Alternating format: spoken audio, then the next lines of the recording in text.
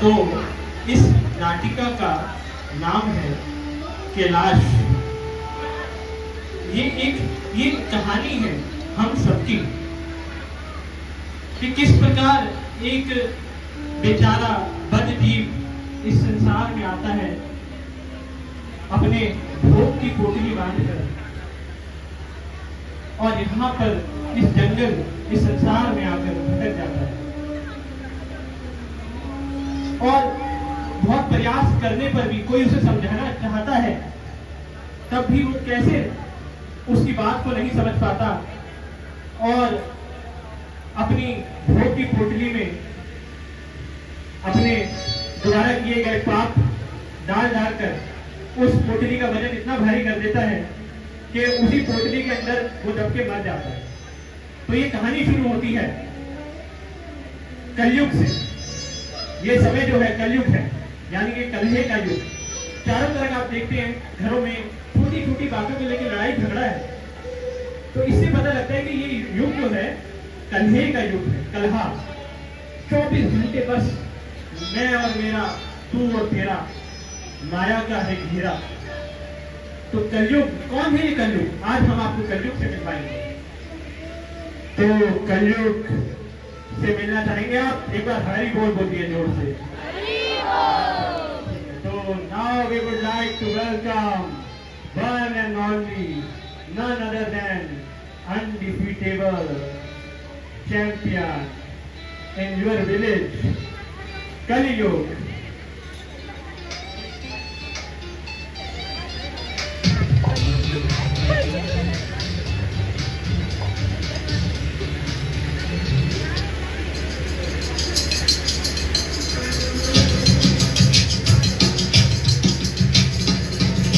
मैं हूँ कलयुग,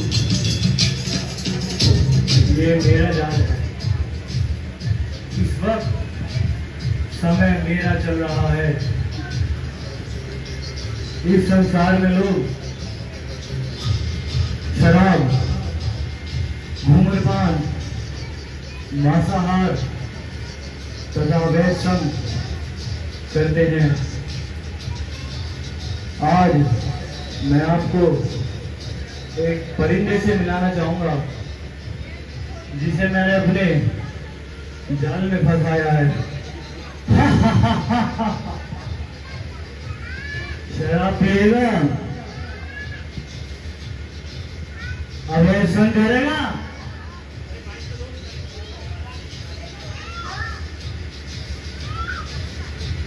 मांसाहार करेगा, अवैध श्रम, धूम्रपान, जुआ।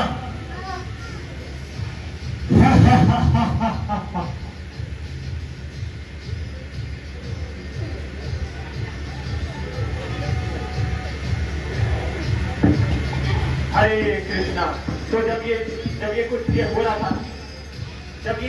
था, तो नारद जी इस स्थिति को देखते हैं आकर। अरे ये क्या हो रहा है?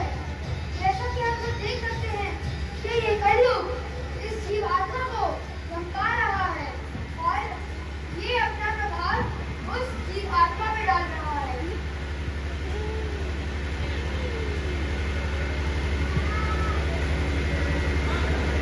छोड़ो इसे, छोड़ो।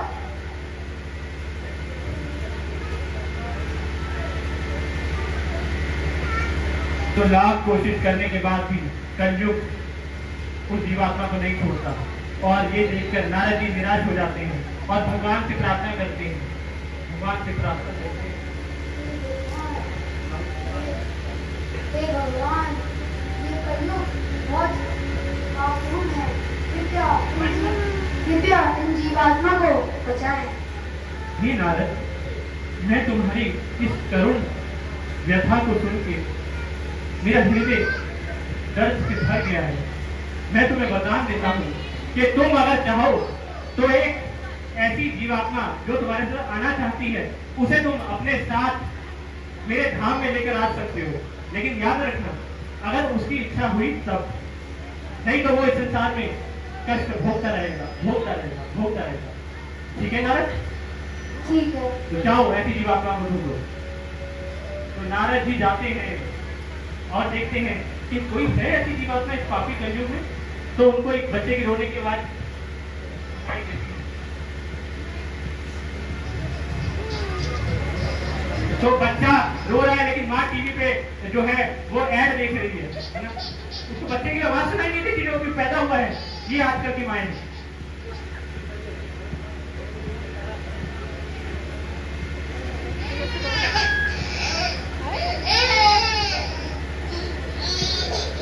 बच्चा रोता रोता भगवान से प्रार्थना कर रहा है, भगवान मैं आपकी भक्ति करूंगा, मैं आपकी भक्ति करूंगा।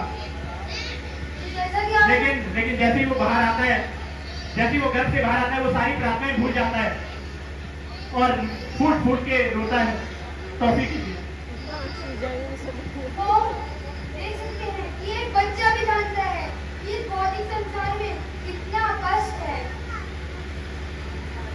जब ये पैदा होगा तब मैं आऊंगा। बच्चा पैदा हो चुका है वो, और इतने में वो पैदा ही नहीं हुआ, अब वो स्कूल भी जाने लगा है। तो बच्चा जो है अब अपने स्कूल जाता है। मम्मी पापा बच्चे का जो वजन है वो है मात्र 20 किलो और उसे बैग देते हैं 100 किलो। बच्चा है, अभी कच्चा है, लेकिन माँ बाप चाहते हैं कि वो हमारी तरह बने, पक्का एकदम पक्का खिला। अरे तुम कैसे हो कैलाश? मैं ठीक हूँ। कैलाश मैंने तुम्हें देखा कि तुम कुछ दिन रो रहे थे। रोज तुम मेरे साथ गुलोक चलोगे? नहीं, अभी नहीं चल सकता क्योंकि मेरा बहुत सारा होमवर्क रहता है। मेरी शिक्षक मुझे बहुत मारते हैं क्योंकि मेरा होमवर्क नहीं रहता। अभी मैं नहीं जा सकता। अच्छा, अभी तुम बहुत छोटे हो, जब तुम बड़े हो जाओगे तब मैं आऊंगा। और बच्चा जो है वो बड़ा होता है, गलत संग के प्रभाव के कारण उसका क्या हाल होता है वो अब आप देखेंगे कि क्या दुर्गति होती है बच्चे की।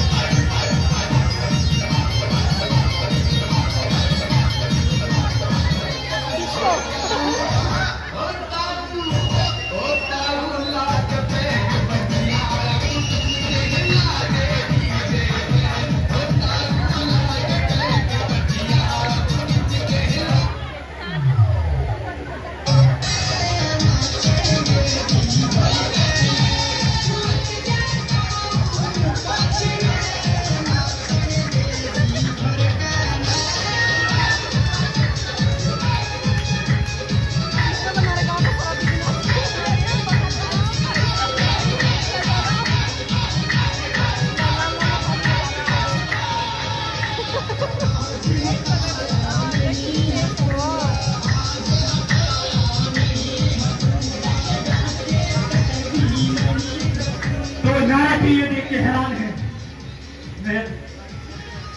अरे कैलाश, तुम ये क्या कर रहे हो?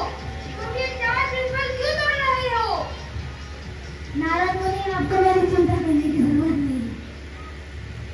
अरे अगर मैं तुम्हारी चिंता नहीं करूंगा तो तुम यहाँ से कैसे निकल पाओगे? चलो मेरे साथ गोलोक चलो। मेरे पास अभी इतना टाइम नहीं है, मेरे को भी अपना कॉलेज का असाइनमेंट भी कंप्लीट करना है। अभी मैं नहीं जा सकता, बाद में आना। चलो मैं बाद में आऊंगा। तो देखा आपने, तो देखा ये ताऊ, और ये ताऊ ऐसे ताऊ इनको मिला जिसकी वजह से इनका पूरा मतलब जो है धर्म भ्रष्ट हो गया और ये यहाँ पे नाच रहे हैं कैलाश, है ना? इनको कुछ नहीं करना है पढ़ाई के नाम पे। बस जब इनको भक्ति की बात आती है, भक्ति करने के लिए कहा जाता है कि भगवान की तरफ कुछ ध्यान दो, भगवत गीता पढ़ो, फिर ऐसी अच्छी बातों को सीखो, तो ये कहते हैं नहीं कि बहुत पढ़ाई है। अब जब पढ़ने की बारी आती है तो यहाँ पे अभी डांस कर रहे हैं। तो आप इस स्थिति को समझ सकते हैं। यहाँ पे जितने बच्चे हैं, बुजुर्ग हैं, जो भी सब माताएं, सब इस बात को ध्यान दें कि कैसे जो है माया अपना काम करती है और हमारी बुद्धि को भ्रष्ट कर देती है। हम गलत चीजों के प्रति बहुत आसक्त हो जाते हैं और अच्छी चीजों के करने की भी बारी आती है तो हमारे पास टाइम नहीं है। लेकिन तो अब देखते हैं अब आने वाले समय में इनको टाइम मिलता है कि नहीं। तो अभी तो ये 22 के दिन में थोड़ा जवान खून है, उबाल खाता है तो डांस करता है बच्चा।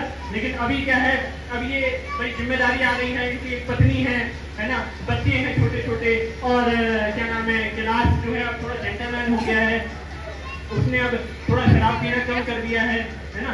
तो देखते हैं अब शायद उनकी पल्ले में कुछ बात पड़े।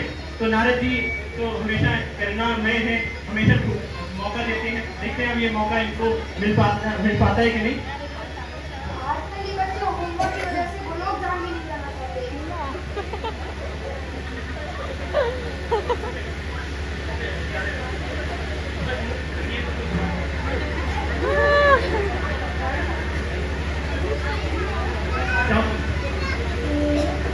अरे कैलाश जी, प्रणाम नारद जी।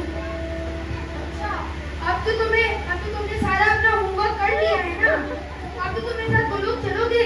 नहीं नहीं नारद मुनि, अभी नहीं जा सकता। अभी ये देखिए मेरे पास मेरी पत्नी भी है, मेरे को इसकी सारी जिम्मेदारियां पूरी करनी है। अगर आप इससे पूछ ले या मान जाए तो मैं चलूंगा।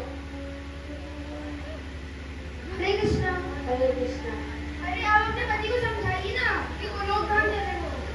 अरे नारद जी, अभी हमारे बच्चे की जिम्मेदारी है और ये पति ना कल मुझे कुछ ला के भी नहीं देगा, इसीलिए खर्चे नहीं मिलते। तो आप बताइए मैं कैसे चलूं?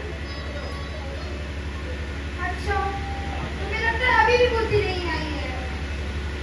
तो आप देख रहे हैं इनकी पत्नी ने इनका आधा बैंक बैलेंस खाली कर दिया है, और जितनी भी शॉपिंग करती है सब उधार पे करती हैं, और बाद में पति के पास बिल आ जाता है ना, और ये अपने पति से कभी सेटिस्फाइड नहीं होती। तो इससे हमें ये सीख सकते हैं कि भाई भौतिक चीजों देखकर आप कभी भी किसी को खुश नहीं कर सकते, है ना, ये दुर्गति है। तो अभी मना कर रहे हैं ना। तो देखिए हस्बैंड होते हैं ना, साथ में उनसे बड़ा मित्र आपका कोई खुद कष्ट उठा के गोविंदपुरम से आते हैं, है ना, कीर्तन करते हैं, प्रवचन देते हैं, प्रसाद देते हैं, कैसे प्रसाद बनाया जाता है बताते हैं कि पहले वो भगवान को अर्पित होता है तुलसी पत्ता रख के, फिर वो प्रसाद बनता है, और फिर अगर उसे खाते हैं हम तो हमारी बुद्धि ठिकाने पे आती है। तो ऐसा बताने वाला कौन है? कोई नहीं, ये भक्ति है। तो भक्त अब जो भक्त हैं, अब वो नारद जी तो शुद्ध भक्त हैं, अब वो दोबारा ढूंढ रहे हैं कैलाश को कि वो मौका कब मिलेगा मुझे कि मैं कैलाश को मतलब जो है सही तरफ लेके जा सकती हूँ। कैलाश अभी तक नहीं समझ रहा, लेकिन जैसे कहते हैं ना, बुढ़ापा जो है ना आदमी को विवश कर देता है, बुढ़ापे में आदमी को अकड़ आ जाती है। लेकिन कलयुग इतना प्रबल है कि हम देखते हैं कि बुढ़ापे में भी लोगों का मन नहीं आता। लोग बुढ़ापे में क्या क्या करते हैं, अपने खाली समय में इधर उधर की बातें, बहू बेटे को पूछना, है ना, पार्कों में जाके ताश के पत्ते खेलना, और पता नहीं क्या क्या। तो अब हमें ये समझना चाहिए कि बुढ़ापे में तो व्यक्ति को जाना है ना, तो उसे ऐसा नहीं करना चाहिए, कितनी बड़ी बात है, लेकिन नहीं समझ आती। तो अब देखते हैं कि बुढ़ापे में तो हम देखते हैं कि अभी जब बुढ़ापा आ गया कैलाश को तो उसकी क्या हालत होती है, और उसके दो बेटे हैं वो भी अब जवान हो चुके हैं, तो वो किस तरीके से अपने पिता के दोनों कंधे बनते हैं या उनके कंधों को तोड़ के अलग कर देते हैं। आजकल लोग कितनी ख्वाहिश बढ़ गई है, उन्हें लैम्बोर्गिनी चाहिए, BMW चाहिए, ऑडी चाहिए, और वो कहते हैं कि उनकी पति कंजूस है।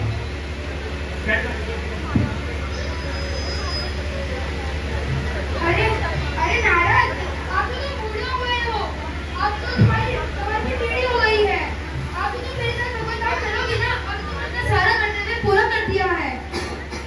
नहीं नारद, मैं अभी नहीं जा सकता, मेरे सर में बहुत दर्द रहता है, और मैं सर से खत्म होता है तो फिर छाती में बैठ जाता है, छाती से फिर पेट में, और ऐसे करते करते घुटनों में, और फिर पैरों से एक पैर से बाहर निकल जाता है, इसलिए अभी मैं बहुत तकलीफ में। वो बात ठीक है, पर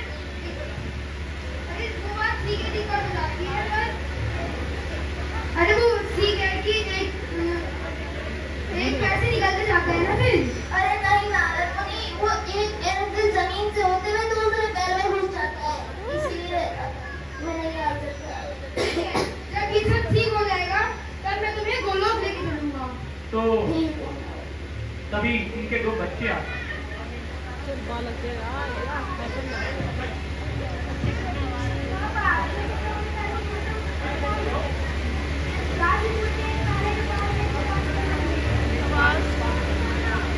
गाजीपुर में एक नाले के पास दुकान है,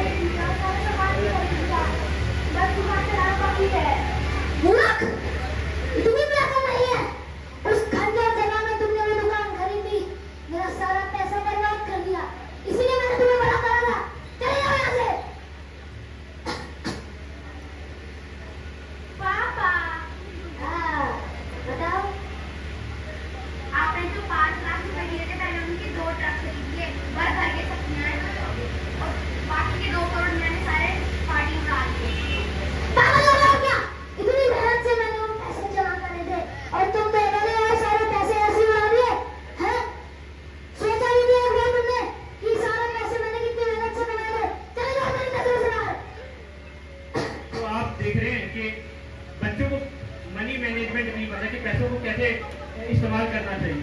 गाजीपुर गटर के पास उन्होंने दुकान खरीद ली, वो भी महंगी दुकान, है ना। कितना नुकसान कर दिया पिताजी को। और उसके बाद बच्चे दोबारा आते हैं। पापा, आज की न्यूज़ सुनी? क्या है? कि अपने दो बेटों ने अपने पापा से जायदाद मांगी और पापा ने मना कर दिया, तो बेटों ने जरा घोट के मार दिया। मूर्खों, नालायकों, इसलिए मैंने तुम्हें मना करा है और मैं पेपर में लगवाया है कि तुम ये न्यूज़ पढ़ो, हैं? तुम लोग एक दिन मेरे को भी ऐसे मार दोगे? चले जाओ यहाँ से। तो आप देख रहे हैं कि ना, ये जो न्यूज़ पेपर हम पढ़ने के लिए देते हैं या टीवी पे हम देखते हैं, तो बच्चे वहीं से सीखते हैं। तो न्यूज़पेपर्स में खबरें क्या आती हैं ज़्यादातर कि बाप ने बेटे को मार दिया, जब बेटे ने ज़्यादातर बेटे बहू ने मिलते बाप को मार दिया, जायदाद के चक्कर में भाइयों ने आपस में एक दूसरे को मार दिया। इसी तरह की बातें जब छोटे बच्चे सुनते हैं ना, तो उनको दिमाग में गलत प्रभाव पड़ता है ना। तो अब इस बात में नारायण जी को उन्होंने मना कर दिया, लेकिन जैसे कहते हैं ना कि भाई समय बार बार नहीं आता है, तो बेचारा कैलाश, उसके साथ क्या हुआ वो आपको दिखाते हैं। कैलाश जो है वो अब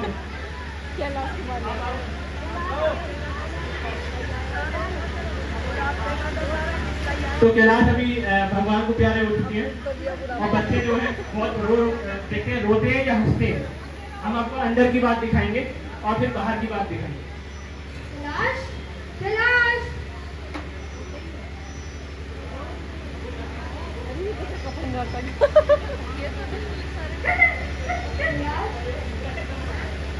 कैलाश, ये रोने की बात कहाँ से आ रही है? अरे कैलाश कहाँ है? अंदर वाले को अंदर वाला सारी दादा हमारी हो जाएगी। अब हम लोग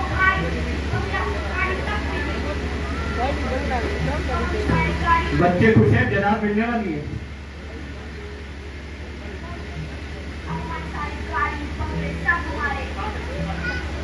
सब गाड़ी बंगले हमारे हो गए। अब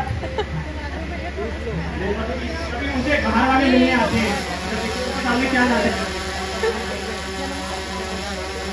मिस्टर शर्मा जी आते हैं मिलने के लिए, उनको अफसोस होता पड़ोसी है। अरे भाई साहब, मैं क्या सुन रहा हूँ? आपके पिताजी गुजर गए? भाई साहब,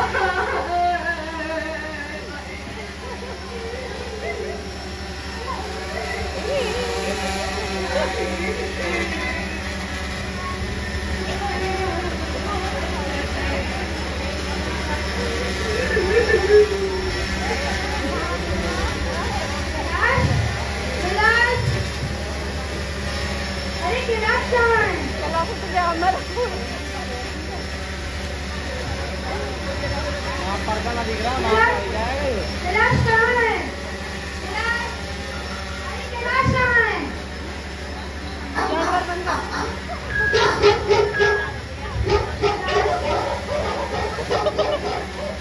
तुम कौन हो? मैं कैलाश हूँ, नारायण मुनि। अच्छा, तुम मुझसे मिल गए? हाँ नारायण मुनि। चलो, अभी तुम मेरे साथ गुलाब काम करोगे ना? नहीं नारायण मुनि, मैं नहीं चल सकता, क्योंकि मेरे को अपने परिवार वाले की रक्षा करनी है।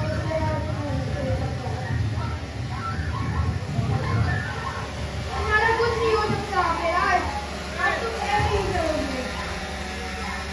जमीनों अस्मिन् यथा देहि कुमारयुक्तं जरा तथा देहान्ते प्राप्ते धीरज प्रसन्नं भूयते।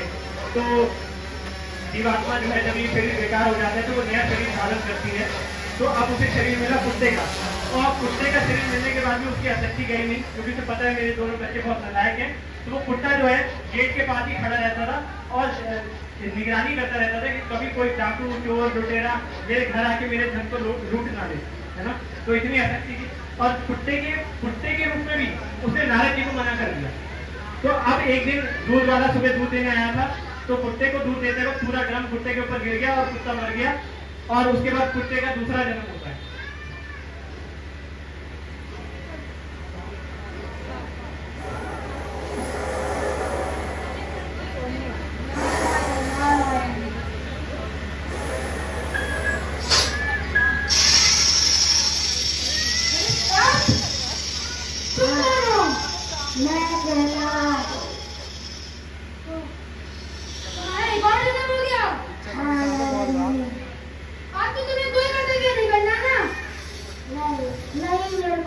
परिवार वालों की रक्षा कर रहे हैं।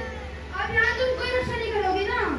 करूँगा ना नारद मुनि, कोई अटैक ना कर दे मेरे ना परिवार वालों पे, उनकी रक्षा करूँगा। अब तुम मेरे साथ दुर्योग चलो। नहीं चल सकता अभी।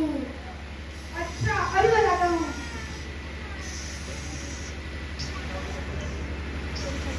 बच्चों बच्चों तुम्हारे गार्डन में एक सांप है, जाके मारो। क्या बात कर रहे हैं?